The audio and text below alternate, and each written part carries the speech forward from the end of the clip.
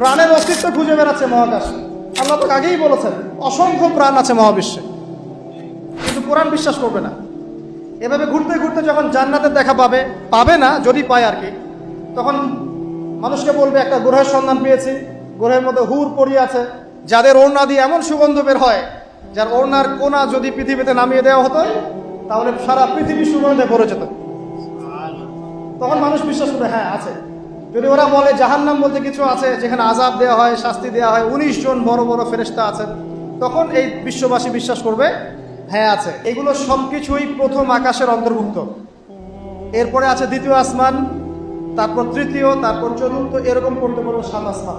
এগুলো প্রথম আসমানের অংশ, প্রথম আসমানের সামান্য একটু অংশ মাত্র।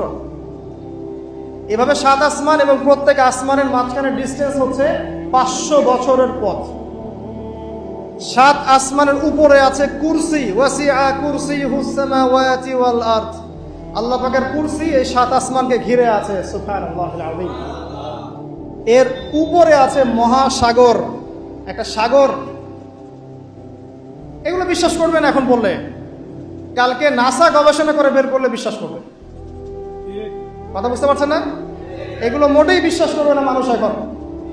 কিন্তু কাল যদি বলে যে অমুক একটা উপগ্রহ পাঠিয়েছিলাম, সে ছবি তুলে পাঠিয়েছে, মহাসাগর আছে, হ্যাঁ, তখন বিশ্বাস করবে হ্যাঁ আছে। এই 7টা আসমানের উপরে আছে কুরসি, তার উপরে মহাসাগর, তার উপরে আছে আরশে আজিম। যে আরশে আজিমের 8টা খুঁটি আছে। কয়টা খুঁটি? 8টা খুঁটি ধরে আছেন মাত্র 8 জন ফেরেশতা। সূরা হাক্কার মধ্যে এটা আছে। কোন সূরা? হাক্কা। এই 8 জন ফেরেশতা এটাকে বহন করে কিয়ামতের দিন নিয়ে আসবেন।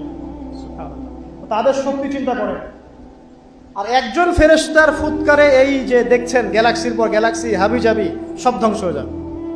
একজন ফেরেশতার ফুৎকারের মাধ্যমে ধ্বংস হবে। এরপরেও আল্লাহ বলছেন আফালা তুমিনুন আফালা ইউমিনুন, এরপরেও কি তোমরা ঈমান আনবে না?